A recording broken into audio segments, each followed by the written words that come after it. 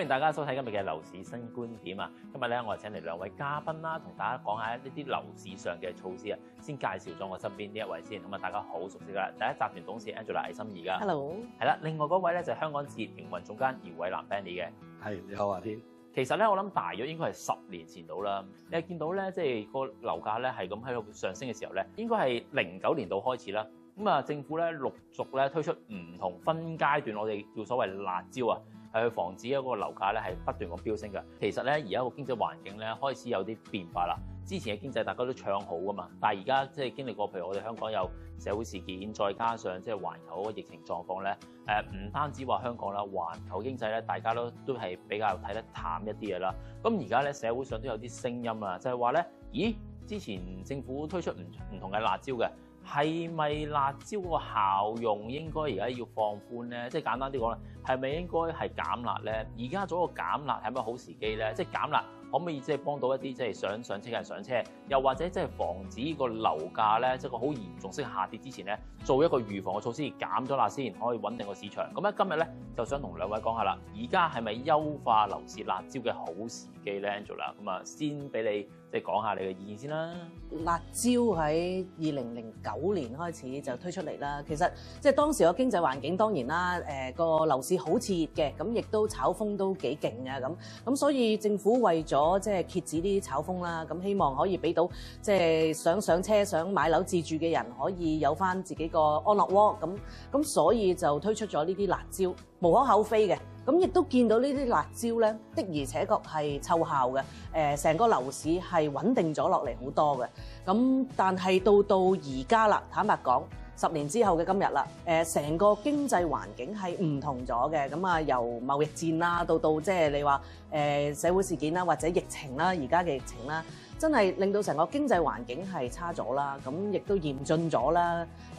再加埋呢10年，其實除咗有辣招推出嚟之外咧，政府其實亦都即係加咗好多政策啊、措施啊，例如好似住宅一手指引啊、銷售方面嘅安排管制啊，咁呢啲都令到個樓市係即係叫做健康發展咗好多嘅。咁所以喺呢個時候，我自己覺得即係喺咁嚴峻嘅情況之下咧，重新去審視一下呢個辣招點樣優化，唔好話減辣啦，可能比較針對性啲添啦，咁樣點去優化呢啲辣招咧？我覺得就係時候咯。係，我哋今日講亦都唔係話要減辣，即係唔係話要撤辣啊，係優化，即係可能即係減辣啊咁樣啫，只係。雖然 Angela 頭先就話，都令到個樓價咧有健康發展，我都認同嘅。因為如果冇辣招嘅話咧，可能個樓市升勢咧係更加癲，即係癲到大家都唔信咁滯。不過又咁講喎，即係雖然政府咧即係推出咗唔同嘅辣招嘅階段啦。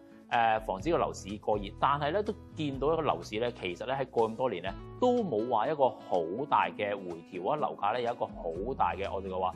跌幅又好，回調又好啦。即係其實有咩因素咧？除咗辣招之外咧，仲令到呢個即係香港嗰個樓價咧，即係起碼唔好話今年啦、舊年啦，價量都不跌嘅咧。咁我哋睇到啦嚇，咁政府喺呢個推出辣招已經有10年啦，咁可以好肯定咧。係睇到呢個辣招咧，係可以壓制到呢個短炒嘅買賣嘅。咁因為辣招最主要嘅原因咧，就係話增加嘅成本啊嘛。無論你買入又好，賣出又好啦嚇。咁喺呢一個成本制計法嘅話咧，你短時間內去賣出冇呢個利潤嘅話咧，基本上咧就冇呢個短炒嘅即係嘅情況喺度啦。另外一方面咧，我哋都睇到呢一個辣招咧係即係可以壓抑咗嘅需求啊。同埋某部分嘅情況上邊咧，我哋睇到咧，或者係甚至乎壓到個樓價嘅升幅嘅。但係呢個需求係壓抑住啫，唔係代表消失。只不過係隱藏住喺度。睇下咩時間去爆啦。我哋睇到啦，辣招亦都係同時間咧，令到二手亦都會做到一個或者係一個叫負面嘅情況，我哋話因為你賣出嘅時間都需要成本啦。所以變咗嚟講咧，喺個二手嗰方面咧，我係見到咧個換樓鏈嗰方面嚟講咧，係都即係叫話供應上邊少咗，因為你冇翻一定嘅利潤，或者係甚至乎我要賣要蝕，或者我再去買嘅時間嘅成本又要增加嘅時間咧。我換樓個情況咧，都係叫話冇乜咁必要咧，就減少咗即係叫話換樓啦個心態啦其實我哋最主要啦就係講頭先所講啦，天你話樓價喺過去呢10年樓價我哋睇到都係叫易升難跌嘅局面其實我覺得係最主要有2個原因第一咧就係話即係呢個住宅單位咧，可以講話長期嘅供應係不足嘅我諗香港人咧叫做自懂性以嚟嘅話咧，都知道㗎啦。香港地少人多住宅係不嬲都係講緊個供不應求嘅。咁呢一個唔係一個概念啊，咁我喺數字上面可以睇得到嘅。咁我哋睇翻埋即係過去嘅10年啊，平均每一年個住宅買賣登記嘅數字咧，係平均嚟講咧喺過去10年咧，每一年咧都有大概6萬幾宗嘅。但係我哋睇翻政府所供應出嚟嘅單位數字咧，係每一年咧喺過去10年咧，就大概係呢一個平均嚟講都係講18000宗嘅啫。咁喺呢一個數字嘅差距，你可以睇得到啊，即係比較即係好遠嘅。咁同埋第二樣咧就係話，我哋睇得到啦咁過去10年都不斷都有一個人口嘅增加啦，即係我哋所謂叫做話新嘅香港人即係每一日都有150個嘅單程證啦。咁我哋計一計條數每一年咁都有54000個。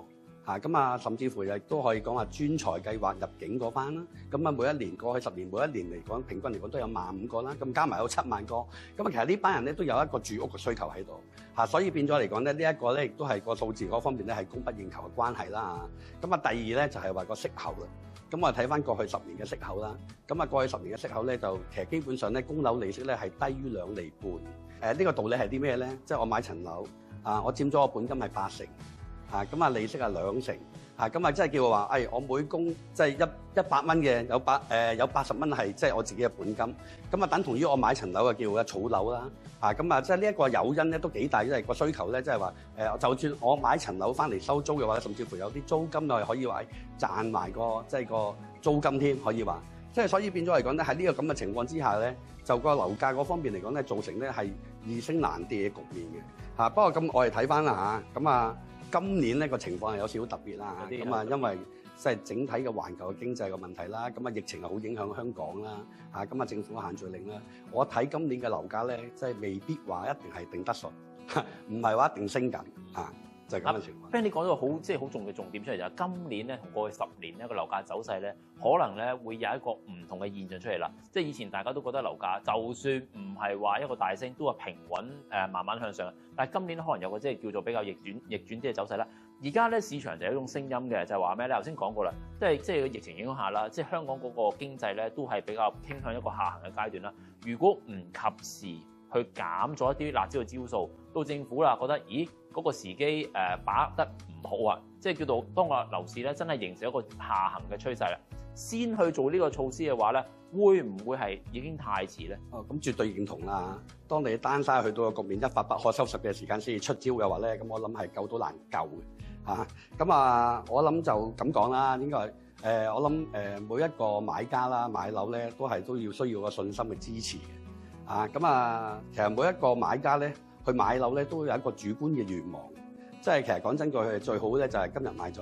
就聽日就升啦，啱係咪？咁就如果你試下嗱，如果今日買咗，明知聽日跌嘅，咁喺個咁嘅情況之下咧，咁我諗係都會延遲咗入市嘅。喺咁嘅時間嘅話咧，咁我睇咧，即係喺你話去到即係話，去到最差嘅時間去出招嘅話咧，連個信心都消失咗嘅話咧，其實基本上咧，我相信咧呢一個咧就係政府出招嘅話咧，就一定係肯定係太遲嘅。咁我哋睇翻啦其實政府你話係咩時間去減壓最好咧？咁我覺得政府都需要審時度勢。其實今年即係唔好話講今年，我諗由舊年即係19年開始嘅下半年啦，喺呢一個社運嘅事件開始啦，中美貿易啦，再加今年最嚴重嘅影響就係個疫情，咁我哋睇到政府好多數據公佈出嚟咧都係好差下嘅，無論你失業率都係好去到高位啦，同埋呢個 GDP 啦，亦都係負增長嘅比例都好高啦，咁喺咁嘅情況之下咧，咁我相信嚟講可以講話形容到係5勞7傷嘅經濟裏邊係咪？所以變咗嚟講咧，我覺得咧政府可以喺呢一個時間嚟講咧，係真係可以認真去考慮一下，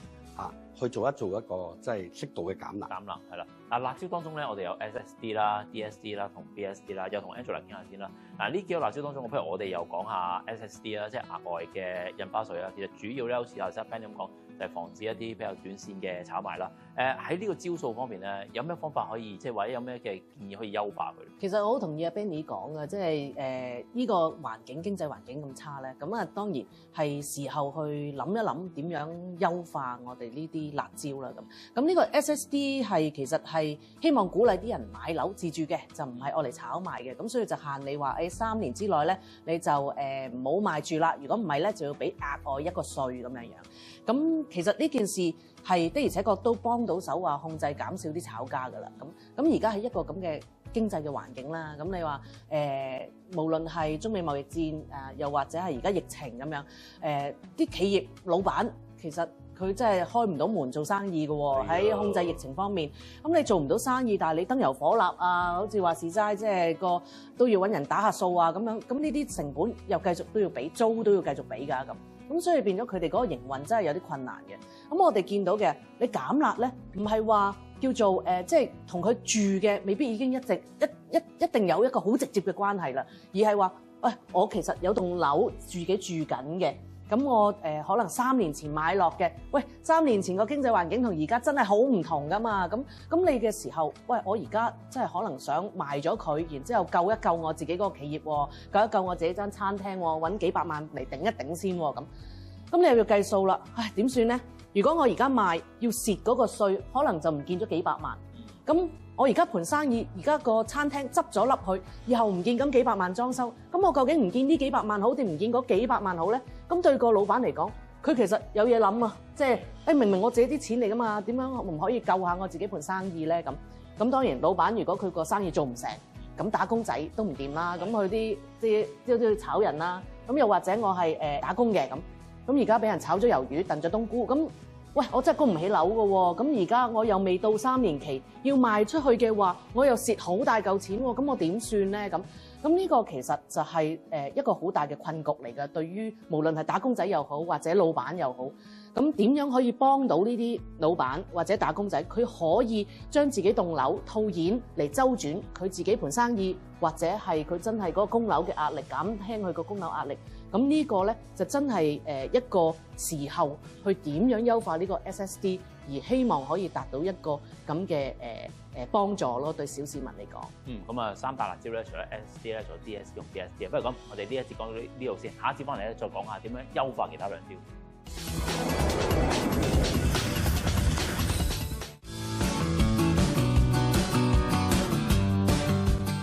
繼續翻到嚟樓市新觀點嘅時間啦，上一節嘅臨尾部分咧，咁啊同 Angela 都講咗啦，你都有啲建議出嚟嘅，就話咧，即係點樣可以優化個 SSD 嗰個措施啦，咁樣即係可以令到即係譬如頭先講，譬如老闆嘅話，優化咗 SSD， 佢都可能即係公司生意唔係好得嘅，有層樓都周轉下，又或者打工仔可能份工都真係有啲威脅性，甚至可能失業，未必真係供得起樓嘅，咁你放嘅時候你都唔使打多重稅啊嘛，係咪先？好，咁其實咧3大嗰個措施裏邊咧，除咗 SSD 咧，就 DSD 啦。DSD 應該就專門咧係針對咧，我唔可以話係炒家啦，因為投資者啦，因為係擁有1層樓以上嘅人噶嘛，係咪先？如果喺 DSD 嗰方面咧，其實又點樣可以即係優化到佢咧？其實嗱 DSD 佢個即係呢個稅從價印花稅，主要就係想管住啲人唔好買咁多樓啦，因為你而家都 Benny 頭先都講啦，樓係供不應求啊嘛，咁如果你買多幾個，咁咪變咗多人爭啦咁所以 DSD 就係本身有物業嘅，如果你要再買啦，咁就要俾個稅啦。咁呢個的而且確係會令到人即係減少買多個物業嘅意欲同埋個成本啦咁但係喺同一時間之下咧，其實亦都會影響咗嗰個小業主佢換樓嘅，即係例如你如果係住緊2房嘅，你想住3房啦，換大啲啊，有咗小朋友啊，成咁你要換樓嘅時候咧，你就要賣咗自己棟樓先可以去買樓。咁你賣咗自己棟樓嘅時候先去買咧，咁你會有啲擔心啦，即係賣咗住邊咧？咁我嗰段時間㗎嘛，中間唔知有冇損失？係啦，中間又唔知有冇損失啦，個市況又起起跌跌咁樣樣。咁如果你話唔係喎，我買咗新嗰個單位先至賣咧，就會其實係要預先俾咗嗰個從價印花稅嘅。咁你預先俾個從價印花稅之後，到你賣咗舊嗰棟樓啦，先有得退。咁退可能係半年1年先會退翻嚟。咁你諗下，即係你攞幾百萬出嚟買樓，你仲要預可能有100零萬擺喺側邊度，係愛嚟俾呢個稅喎。咁其實會限制咗你嗰個買樓嗰個意欲啦，同埋你買嗰個 size 啊。你本來如果冚埋嗰100幾萬落去買，可能買大多一個房㗎啦嘛。咁所以呢個咧，對於話想換樓嘅人咧，其實真係有啲限制嘅。咁而家喺呢個樓市比較低低迷啲嘅時候咧，其實坦白講，有啲人個袋有錢或者份工穩定嘅，佢真係想趁平平地買翻個單位換樓噶嘛，又或者可能甚至買個單位俾爸爸媽媽住啊咁樣樣。咁所以我會覺得喺呢個時候，如果可以優化到呢個稅制嘅話咧，就可以釋放到翻個購買力出嚟，亦都可以令到嗰個置業階梯嗰個鏈啊繼續行翻啊，俾佢哋繼續爬上去，再優化自己嗰個生活。咁每一個人咁努力工作、咁努力生活，都係想即係改善自己嘅生活同埋改善屋企人嘅生活啫嘛。咁所以我覺得都係時候諗一諗啦。即係 Angela 嘅睇法就係放鬆呢個 DSD 咧，可以將咧嗰個置業階梯，大家有機會再向上爬升多一格咁樣係啦。嗱，咁一口氣咧 ，Angela 講咗咧關於咧 SSD 同埋 DSD 啦嗰個放寬嘅一啲嘅建議啦。仲有一招喎 BSD 喎，買家印花稅。不過呢個不如留俾 Fanny 講下啦。海外買家印花稅係啦，係專門就係 for 呢個海外買家，即係因為我記得當年其實係即係幾年前啦，因為始終內地人嚟置業咧係多噶嘛，同埋因為之前咧係好似係即係置業咧仲可以當投資做移民噶嘛，係咁，所以都刺激過一個階段性嘅人嚟買樓嘅，咁啊有個 BSD 啊，咁啊需唔需要放寬？其實嗱，我係睇翻啲數字啊，數字係最清晰嘅。咁啊，其實我係睇翻過去嗰10年啦，咁啊平均嚟講咧，咁啊以呢個 BSD 買入嘅計算嘅佔個整體嘅住宅嘅成交宗數嚟講咧，都係佔比係7-8% 度嘅啫，唔係話好多嘅嚇。咁啊，直至到我哋睇翻最近啦，稅局啦喺今年嘅第一季嘅公佈嘅數字啦嚇。咁啊就同埋呢一個用個舊年第4季嘅對比嚇，咁啊其實跌幅都幾大嚇，有接近70%，即係話。呢一個或者係封關嘅原因啦嚇，咁啊情況咧，我諗啊海外嘅買家又好，國內嘅買家又好，咁啊基本上咧呢個時間都比較難啊嚇，即係甚至乎係嚟唔到嚟買樓嘅嚇，咁啊所以變咗嚟講咧，咁我相信啦嚇，咁啊涉及 BSD 呢一個名稱咧。咁啊，政府我覺得咧對呢一個咁嘅稅項咧都比較敏感啊，因為政府致力都係話希望協助啊，即係香港市民去買樓啊。咁啊，但係你引入呢一個海外嘅買家或者係國內嘅買家嚟，即係等於同我競爭啲樓啦咁樣啊。咁但係我哋睇翻咧，其實就唔係嘅。咁啊，其實基本上咧，咁啊海外買家咧好多時咧涉及嘅銀碼個樓價嗰方面咧，都係講緊係3000萬以上嘅樓價嘅。咁啊，基本上咪即係話，如果以3000萬樓下嘅話咧，個比例係仲少嘅。咁啊喺由於呢一個比較敏感嘅時間嘅話咧，咁我相信啦嚇，政府都睇法都係比較小心啲。咁我亦都覺得政府都唔會喺好短時間內會即係話有咩係對呢一個 BSD 有咩改動啊或者優化嘅，我覺得。因為即係除咗講緊係考慮緊個樓市嗰個走勢之外咧，最重要好似阿 Ben 咁講啦。呢個咧都係比較敏感嘅，因為即係政府做唔同嘅措施壓抑樓價升有一點好，都係想即係幫助香港嘅市民即係有個安樂窩話上車啦，起碼中間有呢個基本概念啦。但係如果關於 BSD 嗰度係因為係針對性係比較關於海外買家嘅，咁啊大家呢樣嘢都比較敏感一啲，所以可能即係放寬話設嗰方面咧，應該都唔會觸及到先㗎啦，係啦。喂，咁另外 Angela 嗱，其實根據翻咧而家香港嗰個環境咧，減辣咧係咪真係對香港人、香港市民或者公司咧係有好處嘅咧？有話咁講，減辣之後咧，因為頭先我哋上一次都講話，今年個樓價走勢都係比較即係輕微向下㗎啦，係咪可以即係穩住樓市嘅發展嘅咧？而家個經濟情況係點，大家都知啦。咁所以喺咁嘅經濟情況之下咧，其實可以優化翻下啲辣椒，鼓勵翻啲人釋放翻個購買力出嚟，又或者係幫到啲老闆佢哋可以即係套現啊保住自己盤生意，咁又可以令到失業率低翻啲，大家人人有工做。咁呢個其實係當然係一件好事嚟嘅，咁可以令到翻成個樓市有翻運轉啦。咁你話唔係喎，我袋有錢，我想買多棟喎，咁嗰啲，咁個情況咧又有一個好處，就係我真係想買樓，我想換樓啊，改善生活喎。咁你可以俾佢可以呢個置業嘅階梯繼續行，可以再優化自己嘅生活條件。咁呢個釋放翻佢哋嗰個買樓嘅動力出嚟，又係好事嚟嘅。咁再加埋就係，喂，你有一買一賣，咁同埋你冇啲稅綁住嘅時候，你又可以放翻啲樓出嚟賣，即係有啲即係3年之內買嗰啲，你而家唔會放噶嘛，係咪？個個都等鬆綁噶嘛。咁你而家如果已經鬆咗綁嘅話，你就可以攞出嚟賣啦。咁嗰個供應量咧就大大咁提升，又係嗰句啦 ，demand and supply 嘅啫，即係你多咗供應，咁啊個價錢喺呢個市況之下更加就可以有調整啦。咁呢個其實我會覺得係win-win situation 嚟㗎，即係大家都雙贏嘅。想買嘅又買到，想賣嘅又賣到。我會覺得香港最緊要就係個樓市穩定啦。咁樓市穩定嘅時候，香港嘅經濟都會穩定。咁香港經濟穩定，大家個企業營運亦都可以做得到嘅時候，其實有陣時我都聽啲朋友講，佢哋個企業未必想要政府派嗰啲錢嘅，佢寧願你俾一啲措施幫到佢自己攞自己嚿錢出嚟保住自己嘅生意，佢仲開心。咁俾到呢啲彈性佢哋嘅時候咧，咁